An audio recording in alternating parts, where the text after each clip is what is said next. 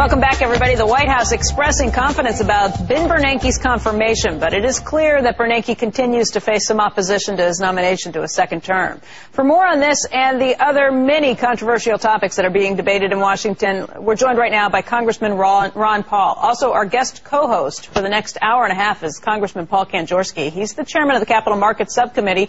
And gentlemen, good morning to both of you, and thank you for being here. Good morning. Good morning, Becky. Thank you. Good morning. Good to be with you. Congressman Paul. Congressman Paul, why don't we start out talking a little bit about Bernanke? The White House is, at this point, expressing confidence that he will be renominated. Obviously, that vote goes through the Senate, but the House will have something to say, too, in terms of the regulations that they put forward. What do you think about his nomination process? You think it'll go through the Senate?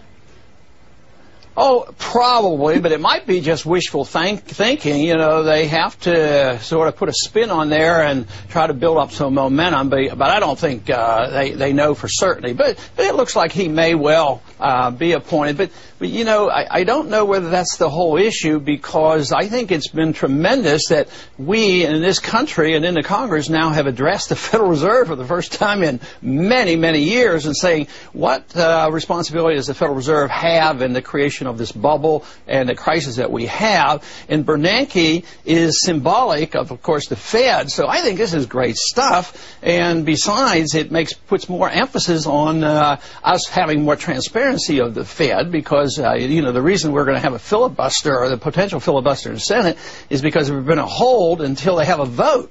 I mean, the people are only asking for a vote. We had the vote in the House, and and it's been passed, and we have 317 co-sponsors.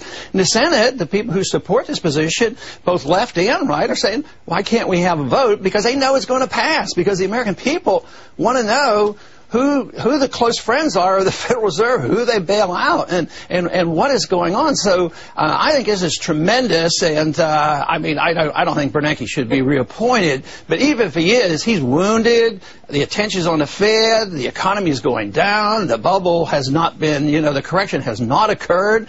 So the American people will pay a lot more attention to the Federal Reserve now than ever before, and I consider that very, very beneficial to all of us. Congressman Kanjorski, what do you think the odds are that Ben Bernanke gets reappointed? And then talk a little bit about this legislation, what it might mean for the Fed. Well, I sure do hope that they reappoint Mr. Bernanke. I had the occasion to work with him through the rescue period, and I found he was incredible. Now, that's not to say that everything he's done during his tenure at the Federal Reserve, both as chairman or as governor, was what we would have liked, but we never get 100% performance from anyone. I just think that he's extremely able. I think he's got an ability to take crisis and manage it well at the critical times. And I think the Fed has done a magnificent job. I have a lot of respect for Ron Paul, but his legislation, I voted against it. I would have continued to oppose it because I think it compromises the whole idea of a central independent banker. And we've seen a history of 175 years when you didn't have an independent banker and the constant crisis that we had. At least now, we haven't had a crisis for 75 years, and we're managing it. And when we needed good management, it was the chairman of the Federal Reserve that stepped forward and did a lot of the important things. That without that, the rescue would not have been accomplished. You know, I just heard a little tone in Ron's voice that he was almost happy that we haven't fully recovered. Don't be happy. This is the American economy. This is our economy. It doesn't belong to any one party. And if it belongs to any party, it belongs to the Republican Party. Mr. Bernanke was a Republican appointee. The crisis came out of the Republican administration. But I would hope we'd leave all that aside and recognize that we are in a recovery position now. Let's concentrate on getting that done. Let's not rock the ship. If we do, we could cause untold difficulty for the American people and for the markets and for the American economy. And I think let's go easy and gingerly on this. Congressman Paul, was there glee in your voice? Well, I think he's overreacting. I think he's trying to play a little game there. But I do want to challenge one thing Paul did say, and that was there was no crisis since 1913. I mean, we've lost 98% of our value of our dollar against gold since 1913.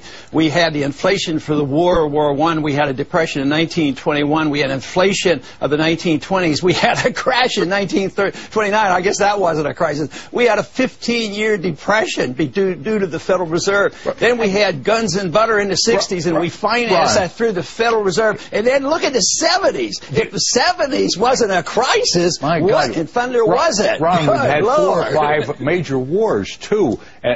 Why should you use the Fed to finance a war? Well, you don't have a right to base the currency just to fight a war. I'm declared wars, too. Don't you think your constituents are living a little better in Texas in 2010 than they were in 1932, 1950, 1975? Isn't the American economy meeting the needs for increasing the middle class?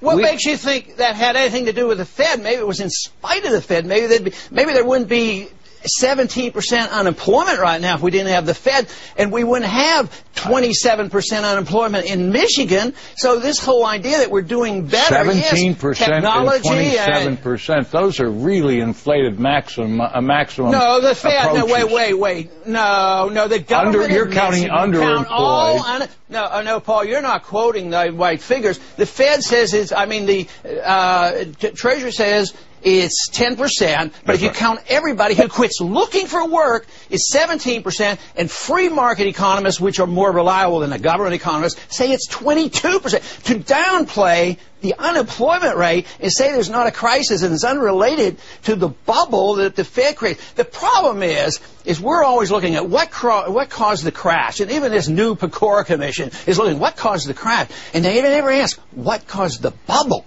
The bubble causes the crash, but nobody says, where do bubbles come from? I think we had a couple of bubbles. They come from the Federal Reserve creating too much money at interest rates of 0%, and there's nowhere for them to go today. Because right now, interest rates are 0, and if you have another downturn, what are they going to do? Make -3? Well, I have this idea that rather than going back to the gold standard, I'd like to go to the diamond standard. Well, I'm glad you brought that up.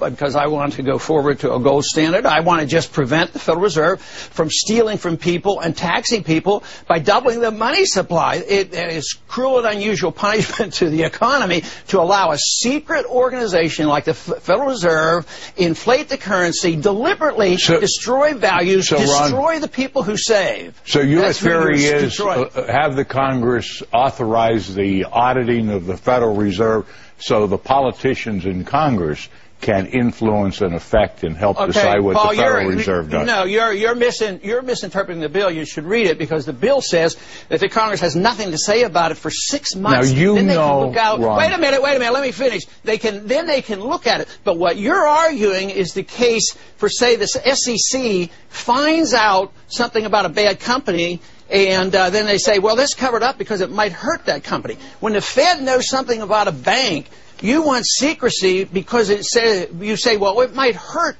the company or the bank if people know this in trouble. So you want the Federal Reserve to cover up so that we don't know. They can spend money, hurt the taxpayers, destroy our currency, and give us a depression, and we're not allowed to know about it. There's no place in the Constitution that authorizes that kind of power. Ron, I've been in Congress long enough, and so have you, and we've used the General Accounting Office to put pressure on federal agencies, both independent agencies and non-independent agencies. Good. And if we call for audits of an agency, that sends a message that here comes the Congress, we're going to take actions to curtail what you're doing. And that's what we're all worried you're about. reading more into it, because I wrote a prohibition into the bill for that. But besides, I mean, morally speaking, don't the people have a right to know what the Fed is doing, what kind of deals they make with foreign governments, foreign central banks, international financial organization, the private banks? We have a right to know. We have an obligation. We have a moral obligation. And besides, we're in this horrendous mess. It was the fault of the Federal Reserve. And to say, oh, the Fed is wonderful. Let them go. Let them create all the money. Put Bernanke back in. He had nothing to do with it. I mean, the American people are way ahead of you on this one. The American people have awakened. I'll tell you that. I was at a hearing the other day when your side proposed that it wasn't the Federal Reserve, it was the GSEs, the government-sponsored enterprises that caused the thing. You got to pick a decision. Do you know what caused it? I don't. That's why I voted for the commission to do the study. The Federal Reserve causes the bubble, but you put kerosene on the fire by allocating credit and say you have to put money into a certain group. If the Fed creates money, we don't know where it's going to go. But because we say put it into housing, the housing bubble occurs. Put it into medicine, medical prices go up. Put it into education. Education prices go up. Wait a second. You think the Fed is responsible for higher education costs and higher costs for health care? Yes, the Fed does. No, because the value of the dollar goes down, and you don't know where the money is going to go. But if you have a free market in distributing cell phones and computers, the market overwhelms the inflation. Prices actually go down. But the money is out there, has to be put into something. Quality does not go up. And this is why the cost of medicine goes up without the quality going up. Education, everybody gets a college education, but the quality of education goes down. And it's the fact that when you allocate credit, and if you do it in housing, it just